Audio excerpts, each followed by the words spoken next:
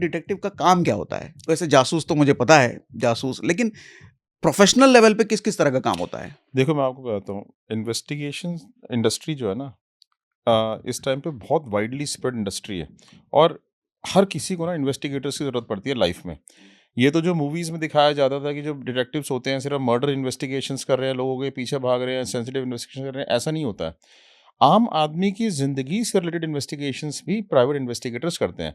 आम आदमी की ज़िंदगी से रिलेटेड क्या इन्वेस्टिगेशन होती है? प्री मैट्रिमोनियल, शादी से पहले लड़के या लड़की के बारे में पता करना है, ठीक है?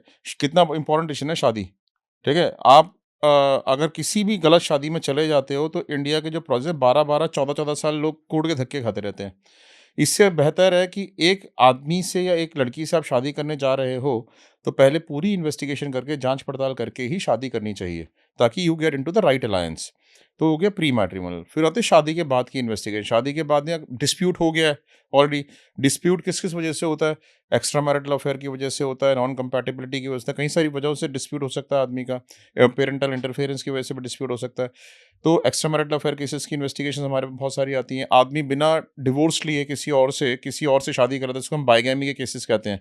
ठीक है? तो ऐसे केसेस में क्या होता है कि इंडिया का लंबा प्रोसेस है डिवोर्स होने का, हुँ, तो लोग बिना डिवोर्स लिए शादी कर लेते हैं। तो उसको हम बाइगैमी इन्वेस्टिगेशंस कहते हैं। उसकी इन्वेस्टिगेशन के केसेस आते हैं। चाइल्ड कस्टडी के केसेस आते हैं, जहाँ पे बच्चे की कस्टडी, दोनों पेरेंट्स को इमोशनल अटैचमेंट होता है बच्चे से, उस तरह के केसेस आते हैं। हमारे पास उस तरह के केसेस आते हैं जहाँ पे एलिमोनी और मेंटेनेंस रिलेटेड, की वाइफ ने मेंटेनेंस क्लेम करी है अपने हस्बैंड से या एलिमोनी क्लेम कर रही है, but she herself is working to find out where she is working. Similarly husband कहता है मैं तो कहीं पे काम ही नहीं कर रहा, मैं तो दे ही नहीं सकता। ओके। उसके बारे में वाइफ आती है हमारे पास, ये फाइंड आउट करने में कहाँ पे काम कर रहा है, हाँ, हाँ। To produce in the court of law. तो इस तरह के बड़े सारे केसेस आते हैं। फिर डोमेस्टिक थेफ्ट हो जाता है। आपके घर में थेफ्ट हो गया, हुँ, ठीक है, लेकिन आपको लग रहा है मेरे किसी फैमिली मेंबर का इसमें रोल है, मैं हुँ, पुलिस को इन्वॉल्व नहीं करना चाहता इसमें, ठीक है, तो उस केस में हमारे पास इन्वेस्टिगेशन के केसेस आते हैं कि भाई आप इंडिपेंडेंटली इन्वेस्टिगेट करो, हुँ, राइट। और कई बार ऐसे भी केस आते हैं कि पुलिस में मैटर गया हुआ होता है, ठीक है, लेकिन पुलिस जो है, अब मेड सर्वेंट के ऊपर शक है, उसको थ्रैश करके पूछ भी चुकी, हुँ, बट वो कहते हैं जी वो तो एग्री नहीं कर रही। हुँ, हुँ। तो हम उसके ऊपर डिस्क्रीट इन्वेस्टिगेशंस करके फाइंड आउट करते हैं। फिर हमारे पास कहते हैं ब्लैकमेलिंग के। Okay. Blackmailing is a very big subject. Blackmailing के बड़े सारे केसेस आते हैं।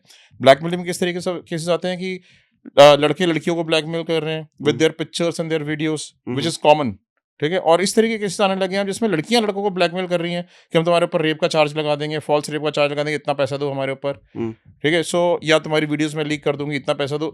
अब रिवर्स हो गया है और हुँ, इसके भरमार में केसेस आ रहे हैं, भरमार में, ठीक है? तो इस तरीके के केसेस होते हैं। फिर अच्छा, ये तो हो गया आपकी रोजमर्रा की जिंदगी से रिलेटेड। अब हर आदमी हिंदुस्तान में बिजनेस कर रहा है, ठीक है? और बिज़नेस में कहीं न कहीं आपको इन्फॉर्मेशन की ज़रूरत होती है राइट डिसीज़न्स लेने के लिए, हुँ, ठीक है? आपको किस जगह पे ज़रूरत पड़ती है, कोई एम्प्लॉयी है आपका, आपको सस्पिशन है कि वो चीट कर रहा है, जैसे कि आपके किसी बिज़नेस कॉम्पिटिटर को इन्फॉर्मेशन पास ऑन कर रहा है, ठीक है? या फिर कोई एम्प्लॉयी है जो अपना पैरेलल बिज़नेस उसने शुरू कर दिया, ठीक है? आपको बिना बताए आपका दूसरा अपना स्टूडियो खोल लिया, अपना काम कर रहा है सेपरेटली, ठीक है? तीस तीस और आपके एम्प्लॉइज़ को भी अपने पास खींच लिया, आपके कस्टमर्स को भी खींच लिया। हुँ, हुँ, फिर ऐसे केसेस आते हैं जिसमें कि आदमी जो थेफ्ट या पिल्फरेज में इन्वॉल्व है, बड़ा लार्ज स्केल थेफ्ट होता है कहीं-कहीं ऑर्गेनाइजेशंस में, फिनिश्ड गुड्स का भी और रॉ मटेरियल्स का भी, हुँ, ठीक है? तो उस तरह के थेफ्ट के केसेस होते हैं। फिर ऐसे केसेस होते हैं जहाँ पे कि आदमी जो ट्रेड यूनियन एक्टिविटीज़ में इन्वॉल्व होता है, हुँ, ठीक है? कंपनी को किसी न किसी तरीके डैमेज करता है।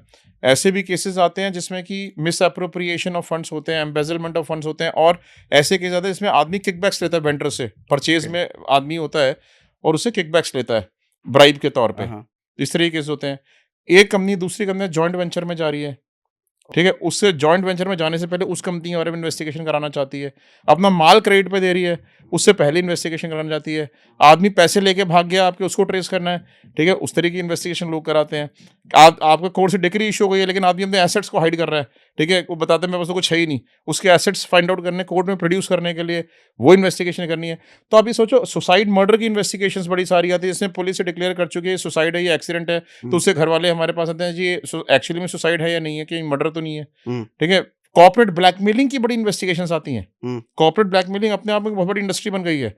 कई सारे आरटीआई एक्टिविस्ट हो गए, कई सारे एनजीओज़ हो गए, कई सारे खुद अपनी कंपनी के ऐसे लॉयर्स होते हैं, चार्ट अकाउंटेंट्स होते हैं, एम्प्लॉइज़ होते हैं, जो कंपनी को ब्लैकमेल करते हैं by filing their fake complaints. कभी फेक कंप्लेंट्स या ऐसी कंप्लेंट जिनसे उनको हार्म पहुँचे, जैसे कि सेबी में फाइल कर दी, इनकम टैक्स में फाइल कर दी, जीएसटी में फाइल कर दी, एनफोर्समेंट डायरेक्टरेट में फाइल कर दी, ओके। पीएमओ में फाइल कर दी।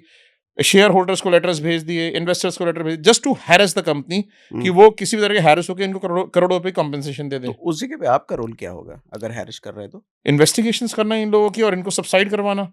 ओके।